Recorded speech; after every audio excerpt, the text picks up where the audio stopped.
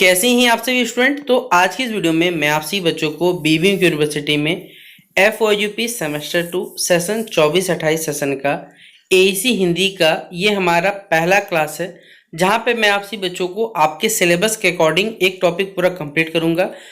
आप सभी बच्चों का सिलेबस का एक एक टॉपिक एक एक वीडियो में कवर हो जाएगा। ठीक है, तो शेयर कर दीजिएगा इस वीडियो को अपने सभी दोस्तों के साथ। इससे जुड़े हुए देखिए जो भी टॉपिक पढ़ाऊंगा, जो सवाल बनेगा पेपर, वो एग्जैक्टली आपको इस वीडियो में बता दूंगा। तो चलिए वीडियो को शुरू करते हैं। वीडियो पसंद आए तो वीडियो को लाइक करें, चैनल पर न्यू आया चैनल सब्सक्राइब करें, साथ में बेल आइकन पर क्लिक करें ताकि इसी प्रकार जब भी हमारा न्यू वीडियो आएगा सबसे पहले आपको अपडेट मिल जाएगा। डिस्क्रिप्शन बॉक्स में Telegram, Facebook, Twitter, Insta link available है, जहाँ फॉलो करना चेक कर सकते हैं। सबसे पहले आप सभी बच्चों को सिलेबस मालूम होना चाहिए कि यूनिट 1 में आपको क्या पढ़ने हैं। समास के बारे में, पर्यायवाची शब्द, विलोम शब्द, लिंग निर्णय, अनेक शब्दों के लिए एक शब्द, मुहावरे एवं लोकोक्तियां, पल्लवन, संक्षेपण, ये यूनिट 1 में टॉपिक पढ़ना है आपको।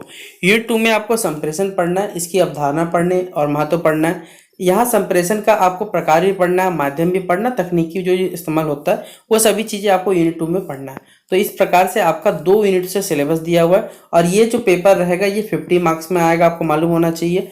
15 मार्क्स में आपको 15 नंबर के टोटल बहुत सारे माफ करिएगा, मैं बोल रहा हूँ 5 सवाल शायद रहता है, 5 में कोई 3 बना दिए 45 नंबर, बाकी 5 नंबर का तो आपको ऑब्जेक्टिव बोलिए या वन लाइनर बोलिए आएगा। ठीक है, तो सबसे पहला जो हम लोग यूनिट 1 से सवाल जो शुरू करेंगे वो है समास के बारे में। तो सबसे पहले पेपर में आता है ये सवाल 15 मार्क्स का आया हुआ है।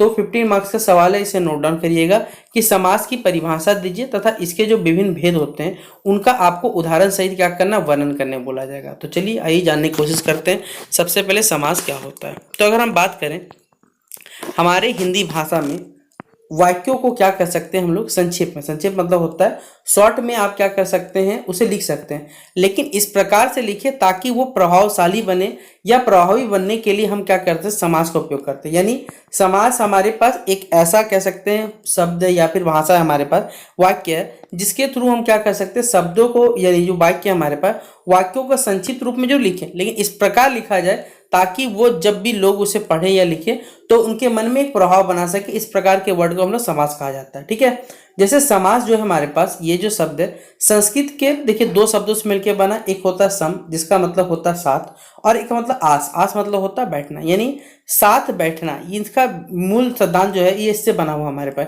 यानी साथ आना कह सकते हैं या फिर संयोग जिसे कहा जाता है। तो इसका ये अर्थ निकल के आ पाता है हमारे पास। तो अगर हम परिभाषा के रूप में अगर बात करें ना, तो व्याकरण में जब हम क्या करते हैं, 2 या 2 से अधिक शब्द, यानी आपके पास मान लीजिए 2 शब्द मिल गए, अपने स्वतंत्र रूप में ना रहकर मिलकर एक क्या करते हैं, नया शब्द बनाते हैं। मान लीजिए दोनों के दोनों जो शब्द है हमारे पास वो स्वतंत्र रूप में नहीं है, लेकिन जब मिल जाते हैं तो एक नया शब्द बनाते हैं, उसे हम क्या कहते हैं, यहाँ पर समास कहते हैं। यानी समास हमारे पास बेसिकली क्या है, शब्दों को जोड़ने का एक ऐसा काम करता है जिससे जो शब्द रहता है वो शब्द तो संक्षिप्त रूप में आ ही जाता है, साथ ही साथ उसका कुछ प्रभावशाली अर्थ निकलता है जिसे हम लोग समास के नाम से जानते हैं। तो ये था सबसे पहले समास के बारे में कुछ बेसिक जानकारी जो हमने आपको यहाँ समझाने की कोशिश की है। ठीक है, तो यहाँ पर और भी परिभाषा आप लिख सकते हैं। जैसे समास का और परिभाषा के बारे में बात करें तो यहाँ लिखा हुआ है कि जब 2 या 2 से अधिक पदों के मेल से जो बने संक्षिप्त और जो सार्थक शब्द होते हैं उन्हें हम क्या कहते हैं, समास के नाम से जानते हैं। यानी जब हमारे पास 2 या 2 से अधिक पद होंगे और उनसे जो अर्थ मिलेगा, मतलब एक जो संक्षिप्त हम लोग शब्द बनाएंगे या अर्थ बनाएंगे,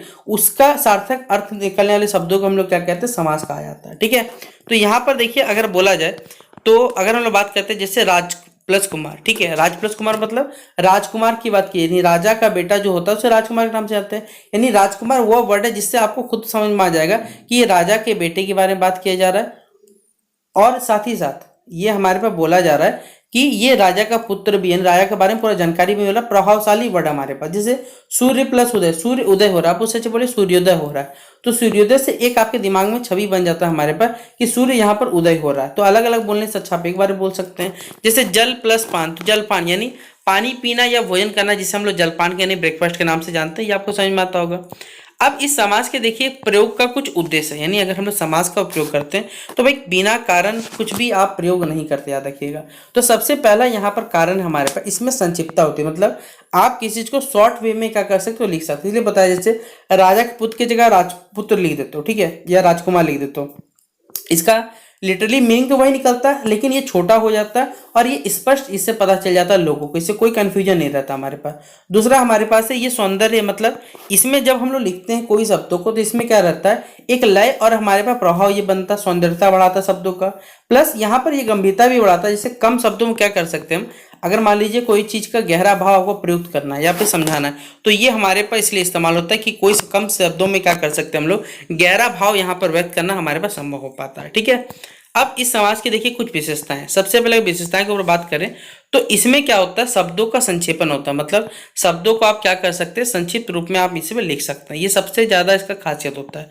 प्लस देखिए दूसरा पॉइंट बताया हुआ हमारे पास कि बने हुए जो शब्द हम या नए शब्द जो हमारे पास है उनमें सभी मूल शब्द स्पष्ट नहीं रहते, यानी जो भी हमारे पास नए शब्द बने हैं यहाँ पर उसमें जो भी उसका मूल शब्द यानी जिससे उसका ओरिजिन है वो स्पष्ट नहीं रहते, ये हमसे बताया हुआ है। साथ ही साथ जो नया शब्द होता है वो प्राय एक ही पद का होता है, जैसे संज्ञा हो, विशेषण हो या अव्यय के रूप में ये क्या होता है, हमेशा प्रयुक्त होता है हमारे पास। ये तीसरा पॉइंट है। प्लस चौथा पॉइंट है हमारे पास, समासित पद में जो पहला पद होता है वो कभी कभी क्या करता है, अपना मूल रूप जो है वो बदल सकता है, जैसे यानी जिस रूप से वो बना हुआ है उस रूप को वो बदल देता है। जैसे लिखा हो सूर्य प्लस उदय, तो इसे क्या कह सकते हैं हम लोग, सूर्योदय। उसने मूल रूप को पहले सूर्य था लेकिन सूर्योदय हो गया हमारे पास। इस प्रकार से वो अपना मूल रूप क्या कर सकता है, कभी कभी बदल भी सकता है, ये बता दिया गया। अब देखिए मेन इंपॉर्टेंट है यहाँ पर समास के भेद। समास के भेदों को देखिए अलग अलग कहा जाए हमारे पास, हो सकता है किसी बुक में आपको ज़्यादा मिले कम मिले, लेकिन हम लोग हमारे सिलेबस के हिसाब से देखा जाए जो हम लोग पढ़ाते हैं आपको, उसमें यहाँ बताया जा रहा है कि हिंदी और संस्कृत अगर व्याकरण बात करें तो टोटल हमारे हिंदी में क्या होते हैं जो समास है, या संस्कृत में बात की जाए तो समास के 6 भेद होते हैं हमारे पास, या फिर समास के 6 प्रकार होते हैं, जिनमें सबसे पहला आता है हमारे पास क्वेश्चन नंबर 1 में, या ऑप्शन बोल रहा हूँ आपको, माफ करिएगा।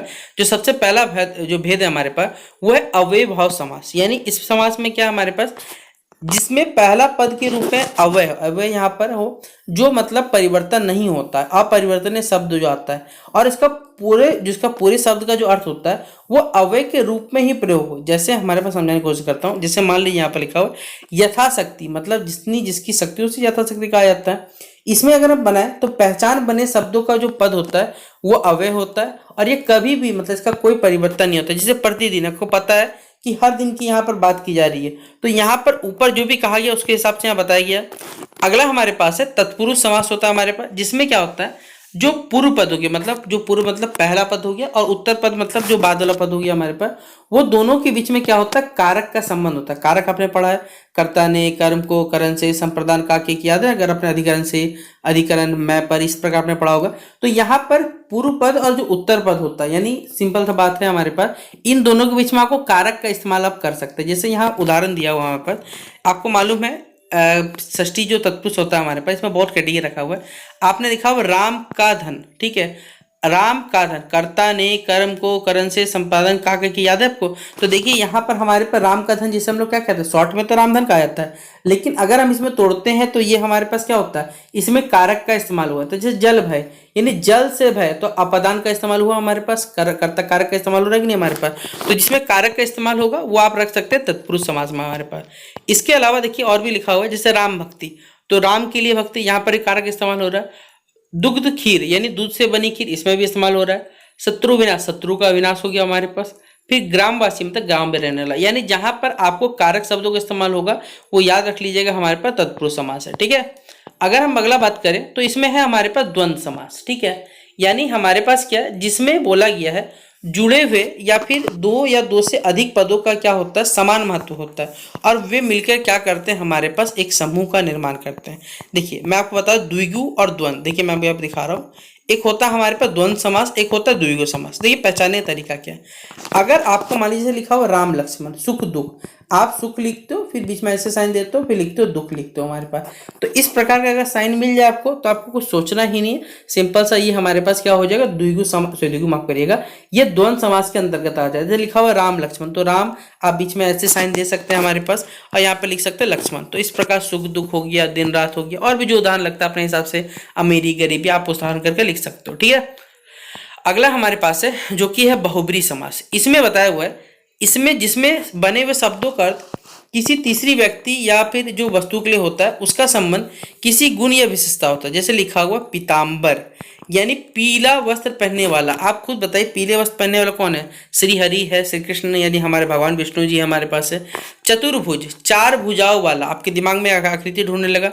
मृगनयनी यानी जिसकी आंखें जो हो या फिर जिसके जो नयन हो हमारे पास, मृग यानी हिरन, जैसे उसे मृगनयनी कहा जाता है। तो यानी अगर आपसे को पूछे क्या है हमारे पास, तो किसी के जैसे लिखा हुआ मान लीजिए, और भी मैं आपको उदाहरण दे सकता हूँ, जैसे लिखा हुआ है अलंबोदर यानी लंबा है जिसका उदर। ठीक है, किसका है लंबा उदर हमारे पास? तो हमारे गणेश जी का हमारे पास। इससे पता चल रहा है गणेश जी के बारे में बात किया। तो इस प्रकार के शब्दों को आप रखिएगा बहुब्री समास के अंतर्गत।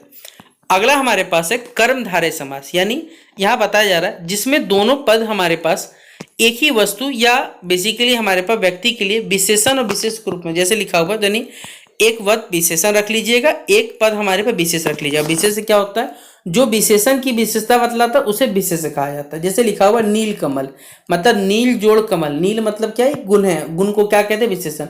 और जो गुण का विशेषता बतलाता है, ये नीला क्या है हमारे पास? कमल है ना भैया, तो ये क्या कहलाएगा? विशेष कहलाएगा। यानी जहां पर हमारे पास विशेषण और विशेष के रूप में दोनों शब्दों में प्रयोग होता है उसे हम लोग क्या कहते हैं? कर्मधारय समास कहा जाता है। छोटा आदमी, छोटा प्लस आदमी, इस प्रकार आप समझ सकते हैं कर्मधारय समास को। अगला हमारे पास है और लास्ट समास है हमारे पास, जिसका नाम है द्विगु समास। और बहुत इजी है, देखिए कुछ भी इसमें आपको दिमाग लगाने की आवश्यकता नहीं है। इसमें बस आपको संख्यावाचक शब्दों का इस्तेमाल हो। संख्यावाचक मतलब हमारे पास जहां पर आपको नंबर्स मिलेंगे, जैसे मान लीजिए त्रिलोक। त्रि मतलब क्या होता है हमारे पास? तीनों लोक होते हैं हमारे पास, जिसे कहते हैं। यहाँ पर सप्त समुद्र यानी हमारे पास 7 समुद्र की बात किया जाए। पंचवर्ष यानी 5 वर्ष में होने वाला कोई चीज हमारे पास आ रहा है इसमें। तो जहां पर आपको संख्या वाले शब्द दिखेंगे, याद रखिएगा वो हमारे पास किस में चला जाएगा? द्विगु समास के अंतर्गत चला जाएगा। तो टोटल हमारे पास समास के 6 भेद होते हैं। अगर उम्मीद करता हूं आपको याद रहेगा। अव्ययभाव, कर्मधारय समास हो गया हमारे पास, बहुब्री समास हो गया, द्विगु हो गया हमारे पास, द्वंद्व हो गया हमारे पास। तो टोटल हम लोगों ने क्या किया? अभी 6 टाइप के समास बेसिकली पढ़े, जिसमें कर्मधारय पढ़ा, द्विगु पढ़ा हमने, बहुब्री पढ़ा हमारे पास, द्वंद्व पढ़ा, फिर उसके अलावा हमने यहाँ पर जो कह सकते हैं जो तत्पुरुष समास है वो भी पढ़ लिया, और साथ साथ अव्ययभाव समास भी पढ़ लिया। तो अव्यय से देखिए, अव्यय बुरा माफ करेगा हमारे पास। यहाँ पर समास से देखिए जो सवाल पूछा जाएगा 15 नंबर का, वो कंप्लीट होता है। अगर आप इस सवाल को पढ़ के चले जाते हैं तो 15 मार्क्स आपका 100% एग्जाम में फिक्स रहेगा। तो उम्मीद करूंगा कि आपको वीडियो पसंद आएगा। पसंद आया तो लाइक और शेयर करें, बिल्कुल भी कमेंट करना करें। मिलते हैं नेक्स्ट वीडियो पे, तब तक के लिए जय हिंद और जय भारत।